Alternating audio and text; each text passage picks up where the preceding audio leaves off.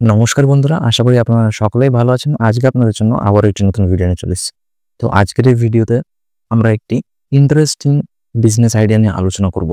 এই বিজনেস আইডিয়াটি এমনই, এখানে যদি আপনারা সম্পূর্ণ গাইডলাইন মেনে সম্পূর্ণভাবে যদি আপনারা এগিয়ে যেতে পারেন, সেক্ষেত্রে কিন্তু এখান থেকে আপনারা প্রচুর আর্নিং করতে পারবেন। আপনারা তো সকলেই মোটামুটি শুনে থাকবেন যে কোনো কোম্পানির আন্ডারে কন্ট্রাক্টর থাকে। তো সেই কন্ট্রাক্টরের আন্ডারে কিন্তু বিভিন্ন লেবার থাকে। তো আপনারাও যদি কন্ট্রাক্টর হিসেবে যুক্ত হয়ে কোনো একটি ব্যবসা করতে চান, সেক্ষেত্রে কিন্তু এই ভিডিওটি আপনারা সম্পূর্ণ মনোযোগ সহকারে দেখবেন, তাহলে সম্পূর্ণ বিষয়টি আপনারা বুঝতে পারবেন। তো প্রথমে যেটি বলবো যে কন্ট্রাক্টর থাকে একটি কোম্পানির আন্ডারে এবং সেখানে কিন্তু সেই কন্ট্রাক্টরের আন্ডারে প্রচুর কিন্তু লেবার কাজ করে এবং সেখান থেকে কিন্তু সে প্রচুর আর্নিং করতে পারে। তো এই কন্ট্রাক্টরের বিজনেসটি খুবই ভালো একটি বিজনেস এবং এই বিজনেস যদি আপনারা সঠিক গাইডলাইন মেনে এগিয়ে যান, তো আপনারা অবশ্যই কিন্তু সেখানে সফলতা অর্জন করতে পারবেন। তো এই কন্ট্রাক্টরের যে বিজনেসটি রয়েছে, এখানে মার্কেট সাইজের বিষয়টা বলি। যে কোনো বিজনেসের স্টার্ট করার প্রথমত আপনাদের সেই বিজনেসের মার্কেট সাইজের বিষয়ে জানতে হবে। তো এখানে মার্কেট সাইজ রয়েছে 700 বিলিয়ন প্লাস। তাহলে বুঝতেই পারছেন যে কত বড় মার্কেট ক্যাপচার করে রেখেছে এই কন্ট্রাক্টররা। তো এখানে আপনারা কন্ট্রাক্টর ২ প্রকারের হয়। একটি হচ্ছে মেইন কন্ট্রাক্টর এবং একটি হচ্ছে সাব কন্ট্রাক্টর। মেইন কন্ট্রাক্টরের আন্ডারে সাব কন্ট্রাক্টর থাকে, এরকমভাবে তারা কাজ করে থাকে। তো এখানে যদি আপনারা কন্ট্রাক্টর হতে চান, সেক্ষেত্রে আপনাদের রিকোয়ারমেন্ট যেগুলি মিনিমাম সেগুলি আমি বলি প্রথমে। আপনাদের কোনোরকম কোনো এডুকেশন না থাকলেও চলবে, কিন্তু আপনারা যদি মিনিমাম মাধ্যমিক পাস হয়ে থাকেন, সেক্ষেত্রে কিন্তু কিছুটা আপনাদের ভালো হয়। এছাড়া আমি একটি এক্সাম্পল আপনাদেরকে দিই। যেরকম ধরুন আপনারা কোনো গভর্নমেন্ট টেন্ডারের কন্ট্রাক্টর হতে চাইছেন। সেক্ষেত্রে কিন্তু আপনারা যদি গভর্নমেন্ট পিডব্লিউডি টেন্ডার নেন, সেক্ষেত্রে আপনাদের সিভিল ইঞ্জিনিয়ারিং কিন্তু থাকাটা মাস্ট। তো এরকম কিছু ক্রাইটেরিয়া রয়েছে। এবার আপনারা যদি ছোট কোনো কোম্পানির সঙ্গে যুক্ত হয়ে কন্ট্রাক্টরের কাজ করতে চান, সেক্ষেত্রে সে বিষয়টি আলাদা। আমি এখানে এটি আপনাদের উদাহরণস্বরূপ বললাম। এখানে আপনাদের যে সমস্ত ওয়ার্ক এক্সপেরিয়েন্স আপনাদের মোটামুটি থাকলেও চলবে, না থাকলেও কোনো অসুবিধা নেই।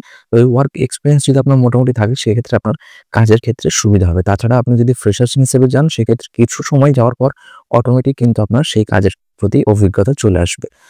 এখানে আপনাদের মোটামুটি কিছুটা ক্যাপিটাল ধরে চলতে হবে। এবার আপনারা কেমন ধরনের টেন্ডার নিচ্ছেন, তার উপর কিন্তু সেই ক্যাপিটালটা নির্ভর করছে। লাইসেন্সের বিষয়ে আমি কথা বলি। লাইসেন্স, আপনারা ধরুন কোনো একটি কোম্পানির কন্ট্রাক্টর হলেন। তো প্রথমে আপনাকে কোম্পানির সঙ্গে কন্ট্যাক্ট করতে হবে। তারপর কোম্পানির সঙ্গে আপনাকে অথরাইজেশন লেটার বানাতে হবে যে আপনি কোনো একটি কোম্পানির, যে কোম্পানির সঙ্গে যুক্ত হয়েছেন সেই কোম্পানি আপনি কন্ট্রাক্টর, এই ধরনের একটি অথরাইজেশন লেটার কোম্পানি আপনাকে প্রোভাইড করবে। তারপর আপনার উদ্যম রেজিস্ট্রেশন লাগবে। এছাড়া আপনারা স্টার্টআপ রেজিস্ট্রেশন করতে পারেন। এই স্টার্টআপ রেজিস্ট্রেশনে কিন্তু আপনাদের গভর্নমেন্ট থেকে বিভিন্ন রকমের কিন্তু বেনিফিটস প্রোভাইড করা হয়। এছাড়া আপনাদের লেবার লাইসেন্স রেজিস্ট্রেশনটা কিন্তু করতে হবে। এই সমস্ত লিগ্যাল লাইসেন্স আপনাদেরকে নিতে হবে।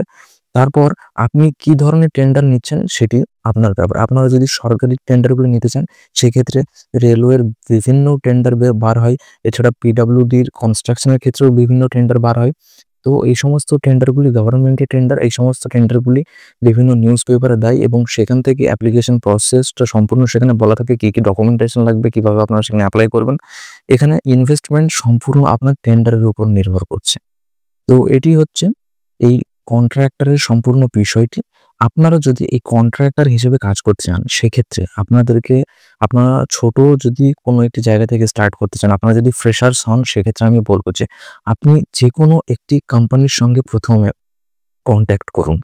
যেকোনো ছোট বড় যেকোনো কোম্পানির সঙ্গে আপনারা কন্ট্যাক্ট করুন।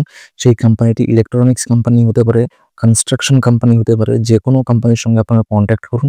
তারপর সেখানে আপনারা সেই কোম্পানির সঙ্গে অথরাইজেশন লেটার নিয়ে আপনার লিগ্যাল ডকুমেন্টেশন প্রসেসগুলো আপনারা কমপ্লিট করে সেই কোম্পানির সঙ্গে আপনারা যুক্ত হয়ে সেখানে আপনারা বিভিন্ন অ্যাডভার্টাইজমেন্টের মাধ্যমে সেখানে আপনার আন্ডারে যে সমস্ত লোকজন কাজ করবে তাদেরকে সেখানে নিযুক্ত করতে পারেন এবং তারপর সেখান থেকে আপনারা খুব ভালো কিন্তু কমিশন আর্নিং করতে পারবেন।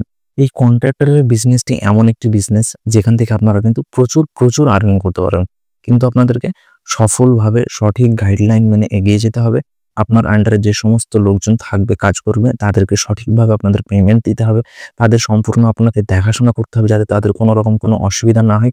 সেক্ষেত্রে কি হবে, আপনার আন্ডারে যে সমস্ত লোকজন থাকবে, আপনি যদি তাদেরকে ভালো সুবিধা প্রোভাইড করেন, তাহলে তারা আরও 5 জনকে কিন্তু বলবে এবং সেখান থেকে কিন্তু আপনার মার্কেটিংটা অটোমেটিক কন্টিনিউয়াসলি হতে থাকবে। তো কন্ট্রাক্টরের এই যে বিজনেসটি, এটি খুবই ভালো একটি কনসেপ্ট। আপনারা এই কন্ট্রাক্টরের বিজনেসটি করতে পারেন।